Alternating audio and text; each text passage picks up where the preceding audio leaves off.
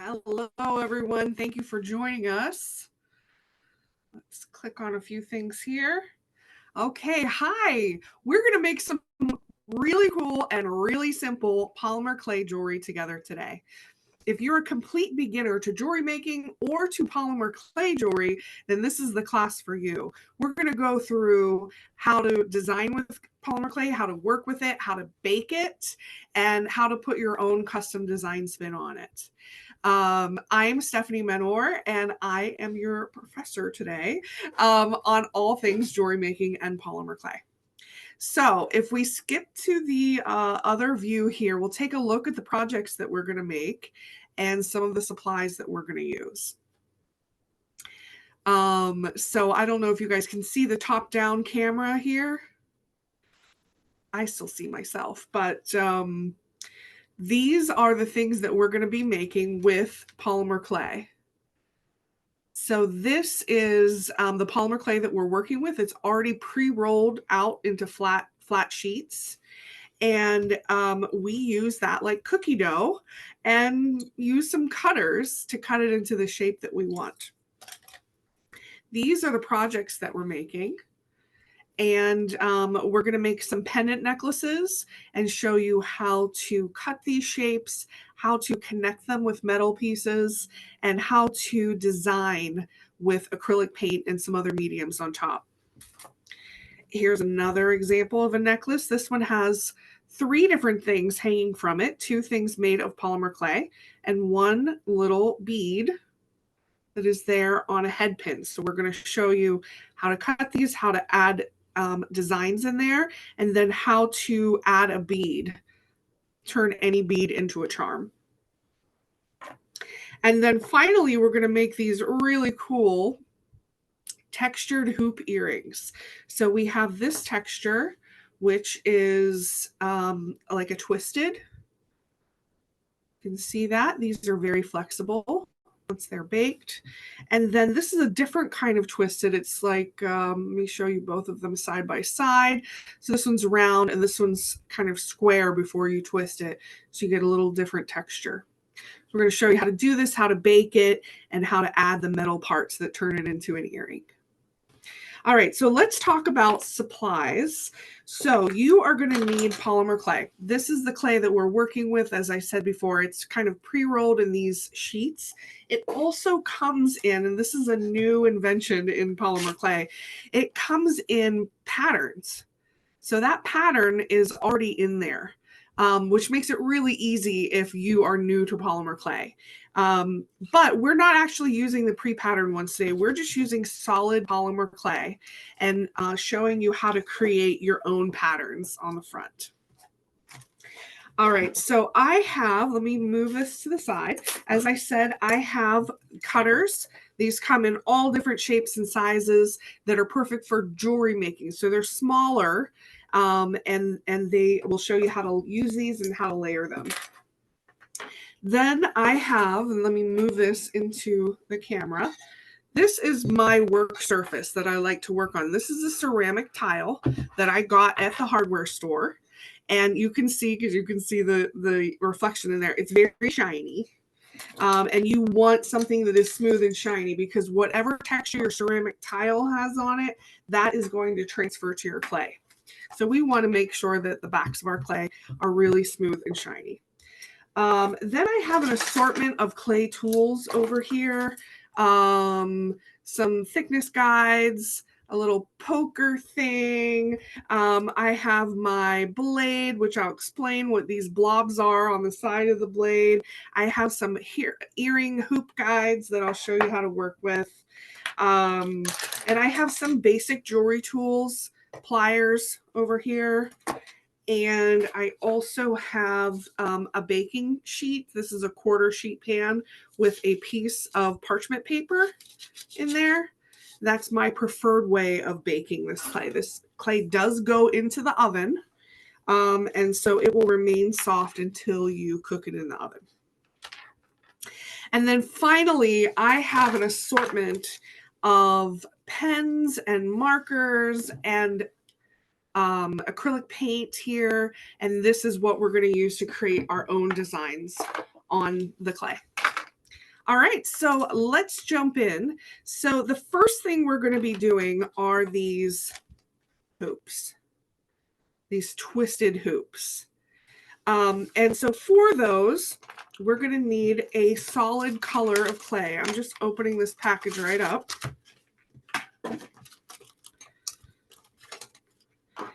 And this clay looks like this. See, it's like flat little sheets. Okay, so I'm going to use the lavender color.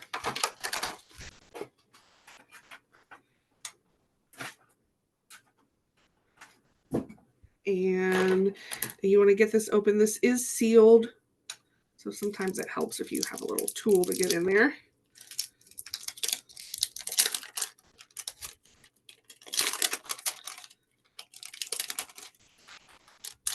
All right, here's our clay. And I'm going to put that down on my ceramic tile. I like to work directly on this tile, and you can actually bake it directly on this tile. So that just kind of takes the hassle out of moving it from this tile to a baking tray, but that is really up to you and how you like to work. So let's talk about my blade here. All of the tools that I showed you, all of these tools, they do come together in a polymer clay kind of starter toolkit, which is a great item if you're just getting started. So this blade, it's very sharp. It comes in a protective case like this. And then what I did to my blade is, just because it is so sharp, I wanted to know when I pick it up which side is the sharp side and which side doesn't have the edge to it. So I stuck a couple pieces of leftover clay on the top of there, and I threw it in the oven. I baked it. So my tool has these little handholds on it. So it makes me feel more secure in using it. All right, so back to the clay. So we are going to use this blade, and we are going to cut off one of the ends here. So the first type that I'm going to do is this type, where it has kind of hard corners. All right, so you can see how that cuts. And I'm going to pick this up and move it out of the way. All right, so here's our cut piece of clay. The next tool I want to introduce you to are hoop earring guides. And mine are white, but yours are going to be this teal color because mine are older.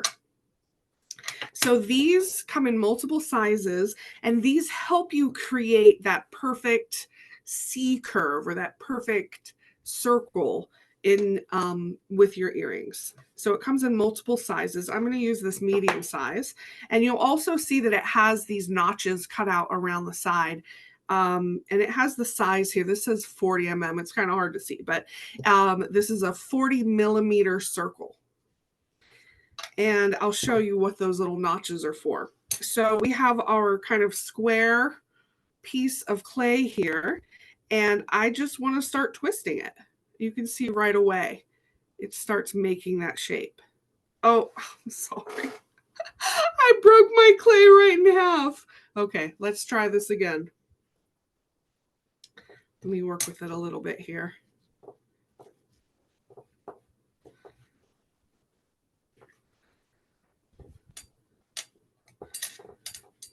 Okay, so you want to work with the clay. Right now, I call this making a snake.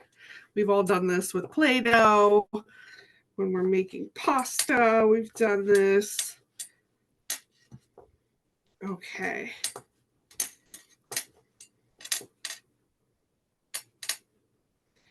So I'm kind of getting that into an even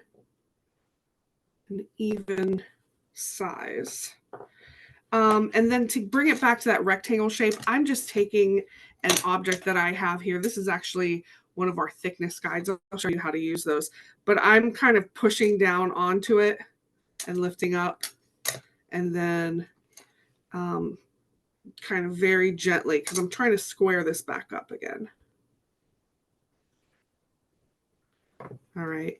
So once you have that, gently, without ripping your clay like I just did, we can gently start to twist. You can see how that texture happens. And then once I have that twisted the amount that I want, I can bring my hoop guide in here and lay this around. And then just, I can cut off the excess. So lay that around your hoop guide. And now I get to decide if my hoop earrings are a C or a U or a circle. So if I wanted it to be a C, I would use my blade to insert it into this little notch and cut that here without moving that, cut that here, and then cut using this notch here on the other side. If I wanted it to be more of a U shape, I could cut using this notch. Or if my clay went all the way around, I could cut in this notch and cut both pieces. So it's up to you how you want to make your hoops. Here's an example of the twisted hoop, and this is more of a C shape. All right, so I cut these edges.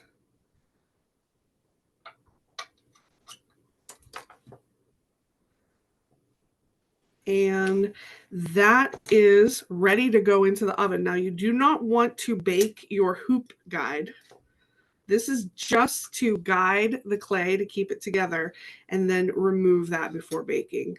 When you remove it, you're probably going to have to kind of shape it together again, but this is ready for baking. Now, let me show you using 2 pieces. So I'm going to take the same piece and do this process again, except instead of squaring it off, we're going to keep it rolled, so smooth, and I'm going to use 2 pieces. Okay, so I have my 2 pieces. I put them together, kind of pinch them together on one side, and again, gently just start twisting. And then lay that around your hoop guide and use that guide to cut with the notches wherever you want that to go. All right. And then I can remove the hoop guide, and then this whole thing, this whole thing can go into the oven. Okay. So once that goes into the oven, you will end up with something like this. And so while we're looking at this, let's talk about baking. So these go into a warm oven. It's 250 degrees. And you want to bake it for about 20 minutes. So you do not want to underbake it. Underbaked clay will snap. Correctly baked clay will flex. Look how flexible this is. So if you have, you always want to err on the side of baking it more. It actually takes quite a lot at 250 degrees to burn it. So don't worry about burning it. Worry more about undercooking it. So you want to preheat your oven, 250, leave it in for 20 minutes, 25 minutes, it's going to be fine. And then allow it to cool completely. And then you have something like this. When I show it to you this way, you can see those clean cut marks that we achieved using the hoop guide. So now we have to turn this into jewelry. And to do that, we need to add some metal parts. And this is the first metal part that you need, which is a flat earring pad. Okay. And we glue it onto the end here. So I'm going to pick the end that kind of is in the shape that I want. So this is where I'm going to glue it. This other metal piece is, of course, we all know the earring back, which I'm just going to stick on the side there. Okay. So we want to glue it here. The glue that I like to use, there are a lot of glues that you can use, but I love this Loctite super glue, ultra liquid control. This makes a very, very strong bond with your polymer clay. This is a stud earring that we made in a prior class. You can see the flat pad. This is a little wider flat pad than what we're using. I think this is an 8mm and this is a 4mm. But so this is dried completely. I'm like actually trying to get this off. I'm like trying so hard that I'm bending the stick. It's on there. So you can use this with confidence. And again, that was Loctite super glue. All right, so this part's pretty simple. We just put a little drop of the glue.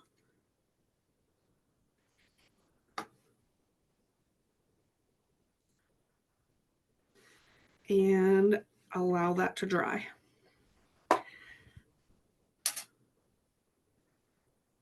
And it really grabs right away. And then, but it's not completely dry. I'm going to set it aside over here for it to dry. And let's look at one that has dried already. So this is your final piece here. You'll notice that when polymer clay bakes, it has a very matte appearance. You can add something on top to give it a shiny appearance. So we will talk about that at the end of the class to get it shiny. I happen to love this matte look. I think it's beautiful. Okay, simple enough. You guys with me? All right, so next thing we're going to move on to is necklaces. And we specifically wanted to do a class on necklaces because in the polymer clay jewelry world right now, it's all about earrings. Earrings, earrings, earrings. And so we've done several classes on making earrings out of polymer clay. Earrings that look like this, earrings that look like this. They've got multiple pieces. They're connected. They've a lot of times got patterns. And so these are super fun to make, and they, I'm sure, will sell really well, or people would love to receive them as gifts. But today we wanted to focus on other types of jewelry besides these sort of dangle earrings that you can make with polymer clay. And so these pendant necklaces, you make them really fast, and they're super cute. I'm going to show you another example here. So this pendant is just a cutter, a circle cutter with some acrylic paint on top. This is the same thing, except we've layered two pieces, and this has some feathers that we're going to make together. All right, so let me grab some more clay over here in different colors. We'll bring that color out. And you know what? Let's stick with this color. I'm loving these two colors together. All right, so back to our original lavender clay. Now I'm going to show you a new tool here. These are thickness guides. So these are pieces of acrylic that you lay beside your clay. And you can see here at the bottom, can you see that on camera? A little bit. It says 3 millimeters. So this helps you to roll your clay out to that thickness. So I have a clay roller. It will discolor over time because of the clay has natural dyes in it. So you will get a little bit of color on your ruler. It still works fine. So I have my thickness guides over here. And so I want to just start rolling it. And you don't want to go in too hard on this. You want to start a little more gently with this clay. That can help you to avoid cracking. So if you do have some cracking problems, look at the instructions in the package. There are some instructions there to avoid cracking by heating the clay up in some warm water first, which I did not do here. But that is an option for you if you're getting some cracks in your clay. So I'm just continuing to roll out. If you are more of a professional in polymer clay, you may want to invest in like a pasta machine that will very easily do this rolling for you. But that's your option. This clay works wonderfully with those pasta machines. But we can do it the old-fashioned way here. Okay, so I'm just continuing to roll out. What I'm waiting for is for the clay to get down to this level, and it's almost there. It's almost there, maybe about a 0.5 millimeter away. And you may be asking the question, do you have to use these thickness guides? No, you can kind of just eyeball it. But these help if you're making something and you want it to to be consistent. Okay, I think we're there. All right, let me remove these guys. And first we're going to start with this simple circle necklace. And so that uses this circle cutter here. You notice they have this top lip, and that is to just to protect your fingers and help you press down. What I have in this bowl is some cornstarch. This is perfect for not having your cutters stick to the clay. So I just stick that in some cornstarch. And then I can lay this on here and cut wherever I want that shape to be. Because we're working on a ceramic tile, that tile is smooth, and it is also kind of holding the clay down. So when I use my cutters, I press straight down and then gently lift that up. And so it releases pretty easily because of the cornstarch and because of the ceramic tile. If you're working on another material that's not the ceramic tile, that circle may stick in your cutter. And so you'll just have to gently remove that. I say gently because any little fingerprint is going to stick in the clay. Any fingernail imprint is going to stick in the clay. So you just want to be careful with that. That's another reason why I like working on the ceramic tile, because it holds it down in there.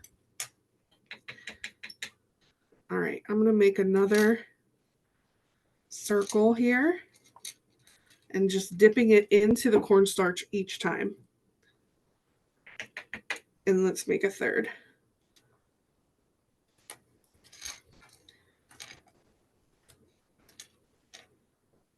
All right, switching up to another shape, in this like kind of feathery leaf shape. Also dipping that in the cornstarch, and I'm going to make a few of those too.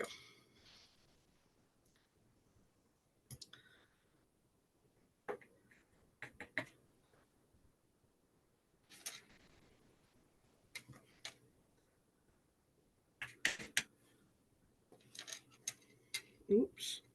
Okay.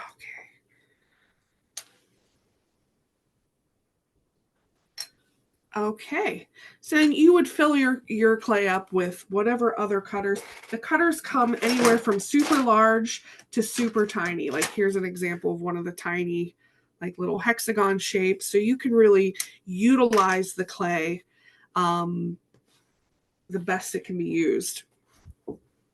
And now what I can do is just remove the excess. And my shapes that I want are going to stay stuck down. So all of these can get pulled up. You can go in with one of your tools, you know, like this little pointy. You can get in there and lift that up.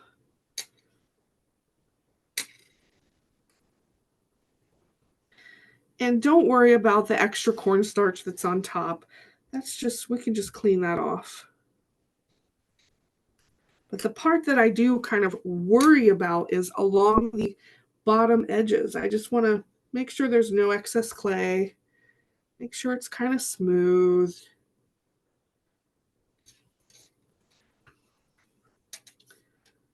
Okay, so I take away my extra here. I can save this for next time. I can wrap it in saran wrap.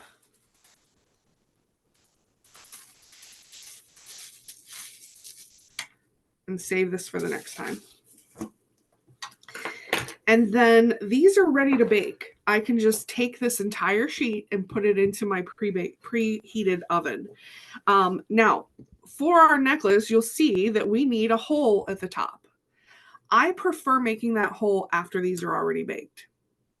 That's my preference. You may come to a different conclusion. If you wanted to make that hole before you bake it, now is the time. So I would just go in with a sharp tool like this up at the top and kind of work my way around to create a hole. So I can do it that way. The reason I don't like doing it before is I get a much cleaner hole if I do this afterwards. So I'm going to show you how to do it if you do it afterwards. So now we're just going to magically take this stuff away. Oh, sorry, I forgot one step. For our feather leaf things here, we want to add that texture now. So I would use my tools to kind of add. I'm just like drawing on here basically.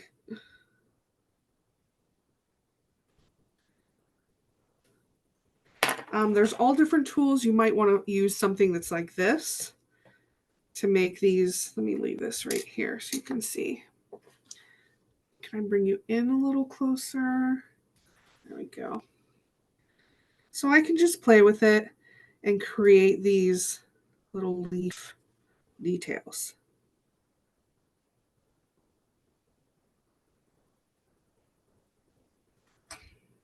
If I want to go in a little deeper, I can bring this metal piece.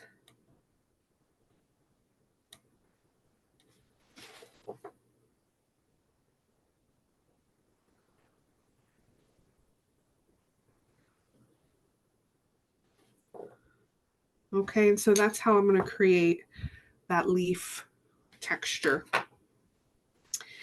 And then for my round pieces, we get to have some fun playing with paint now. So here's some examples of different paint techniques. This is just a splatter technique using regular acrylic paint. And you can do that before baking or after baking. We're going to do it before baking. So for this, I just can use some very cheap, these are like $1 at Michael's, very cheap acrylic paints. I have black and white here. And you can just splatter it right on there. For this one, we used a paintbrush and kind of dotted it on there, but let me show you. Let me bring in, I just have a little paint palette here and some black paint. You only need a tiny, tiny little bit because we're going to water that down. I have a cup of water here that I'm just dipping my brush in. This is a very old brush. I'm just watering that paint down just slightly.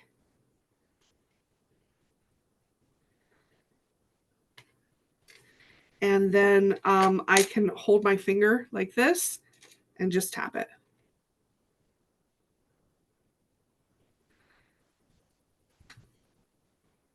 It helps if it's very watery for this step. And this is going to give you an abstract kind of a look. If you want to get those small sprays, you're going to have to go in with your finger and kind of spray it.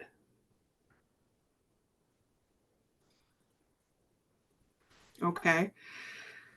So that is how you add a design element with acrylic paint. Now, if you are a painter, you can absolutely get in there with your tiny little brush and go to town. You can make the Mona Lisa on here. And don't worry about it. You can bake the acrylic paint at 250 with no problem. So let me move this out of the way and I'm going to show you some baked examples because I tried a whole bunch of different things so that you don't have to. I'm going to show you how it works. So these are my little testers. So in addition to regular acrylic paint, if you have any acrylic paint markers, those are a fun way to work on the polymer clay. And again, you like these Posca markers. It's just an acrylic paint pen. That's a really fun way to add a design. And again, you can do that before baking or after baking. So that's Posca pens. Then I wanted to try out some other pens that I had, like these drawing pens, these microns. So that's what I used there and then baked it. I wanted to also try out like a regular pen, like a gel pen. This is a Sakura gel pen. So you can see how that works. And then I tried out some acrylic sorry, not acrylic, alcohol inks like these. And those were really fun because you can get these like sort of watercolor effects. So that's alcohol inks. You can also, before baking, take a rhinestone. Oops, knocked the camera there. I can take a rhinestone. This is just, I think, a plastic rhinestone. It's not even glass.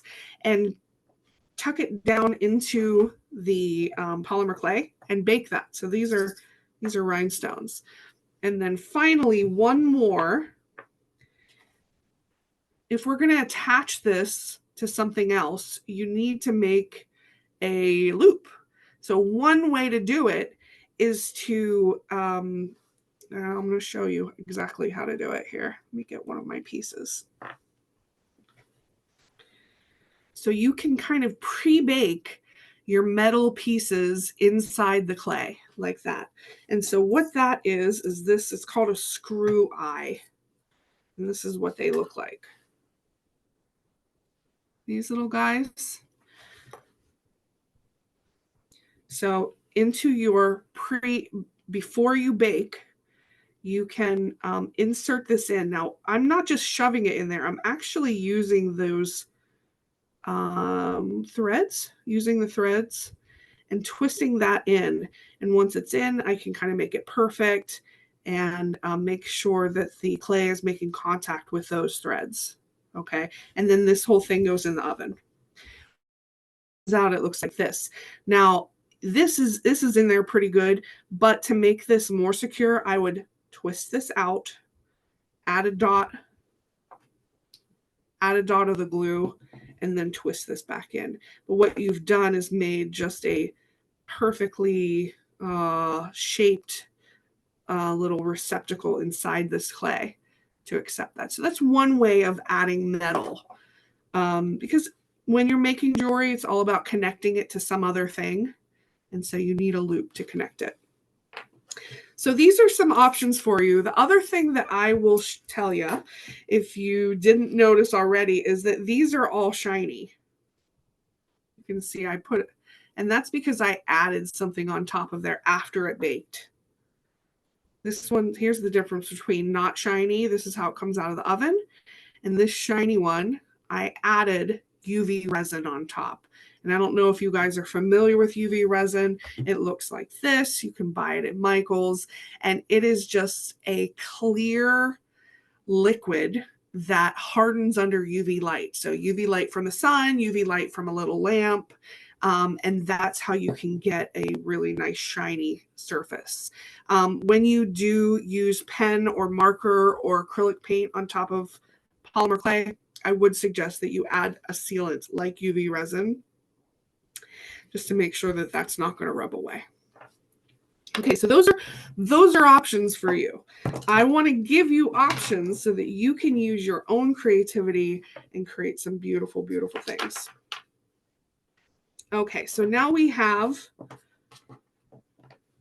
so those purple pieces, they go into the oven, 250 degrees, 20 minutes, and allow them to cool completely. And then we'll end up with a disc that might look something like this. Nope, not like that. That has the hole in it. Something like this. If you don't make your hole at the top before you bake it, you have to do it after you bake it. And like I said, this is my preferred method of adding a hole at the top. And so this little thing is just a little hand drill. And it's interchangeable bits. So you can use different size bits in here to get the hole the size that you want it to be. And so you just kind of put the end in the palm of your hand and position this where you want it to go and start twisting. And within just a few seconds, see how it's already made its way through there. Let me go back the other way and get this out. And that just creates a very nice, clean hole at the top. Okay. So also after this comes out of the oven, if you see a little bit of unevenness on the side, you know, if it's like a little jaggedy, you can go in with a nail file, just kind of knock that back. You can also use sandpaper. You can also use, if you have an electric sander type thing like a Dremel, that'll work really nicely and easily to kind of make those edges smooth. All right. All right, so we have our piece, we baked it, we have a hole at the top, we have our edges smooth, and now I get to connect that to my necklace. And to connect that, I use a jump ring. This is a jump ring. This is another like little building block of jewelry. And so it has a break at the top. I want to open the jump ring by pulling one away from me and one toward me. So now this jump ring is open and I can thread it through here, through that hole that I just made. Now it's on there. And then I want to close it in the opposite motion that I opened it. Close it so that those two pieces are back toward each other. And now we have a necklace pendant. So Michael sells chains that are already pre-made. I love these because they just make your life so much easier. So it already comes pre-made with the clasp. And then just put the necklace right through and you have a pendant necklace. All right. So that was the first one, just a simple circle on top of there. You can also, with your cutters, you create two different size circles or two different shapes, and put those on the same jump ring and put those onto a necklace chain. That's how you can add a little texture on there. And then finally we have our feathers. So our feathers, we baked those. They came out of the oven. We added jump rings to the top. And then all of them onto one larger jump ring. And then we added a bead. So I'm going to show you how to turn any bead into a dangle like this. And for that, you need another special jewelry thing called a head pin. So here, I'm going to use a pearl. I have a pearl and I have a head pin. See how at the end it has like a nail head on it. So I just string any bead or series of beads. If I want 2 beads, I can string 2 beads on there. Okay. And then I bring my tools. You're going to need some special jewelry tools to do this. One is just a regular plier, and one is a round nose plier.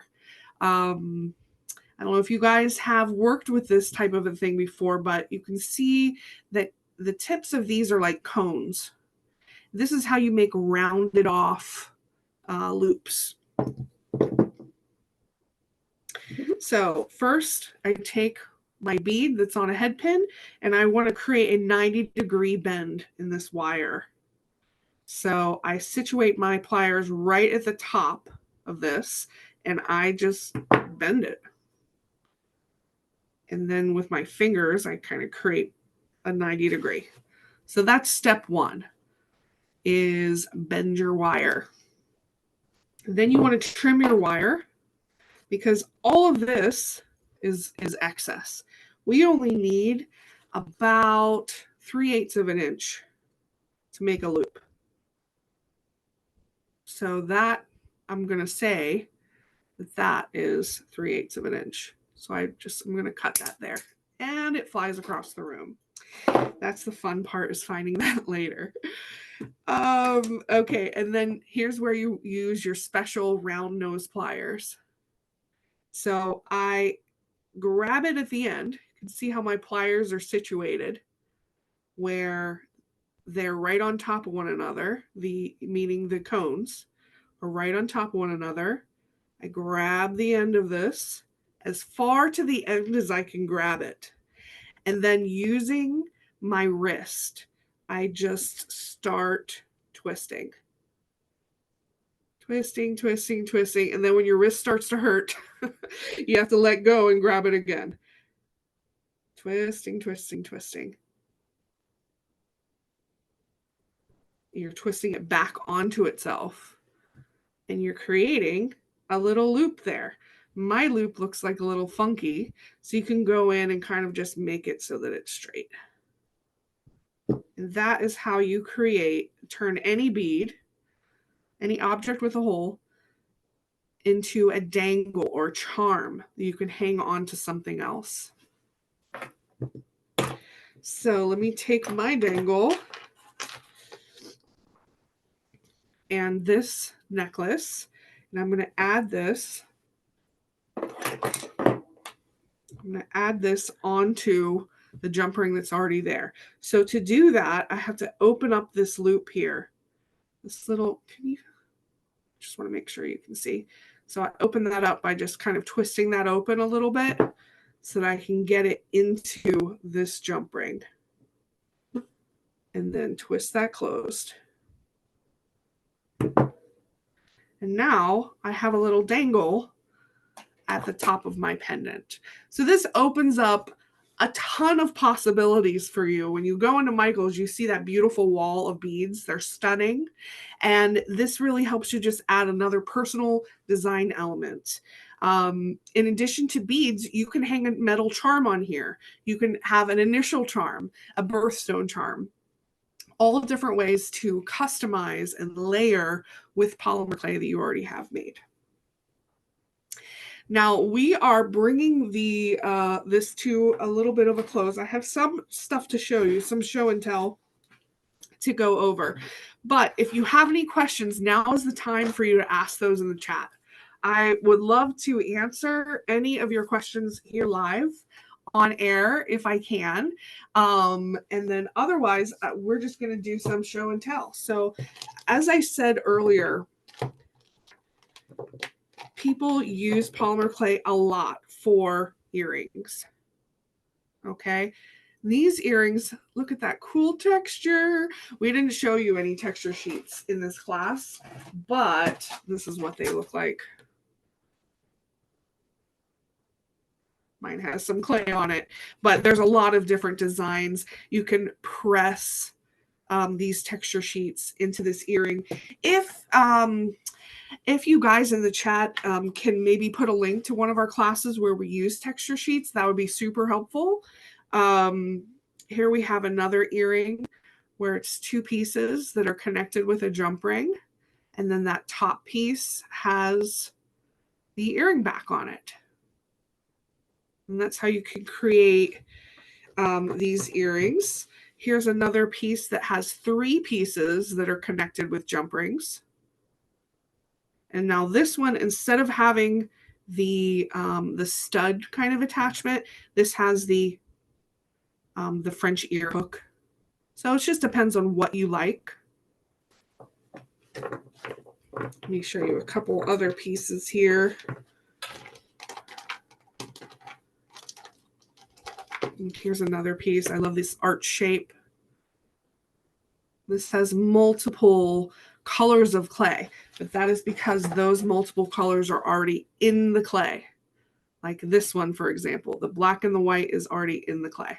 So you don't have to slave over making that perfect. And then finally, here's another earring. This has two semicircles that are connected together.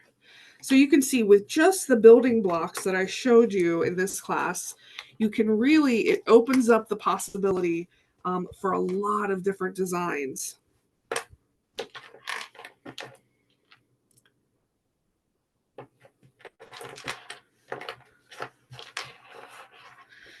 Yes, the texture sheets, they are gorgeous. And you know what? We might have a couple minutes. I just want to show you how they work.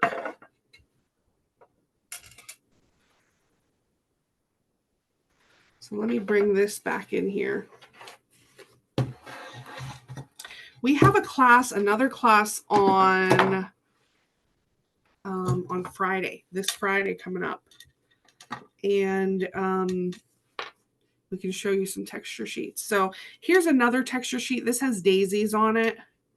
All of them are double-sided. This is my cornstarch that's in there, but all of them are double-sided.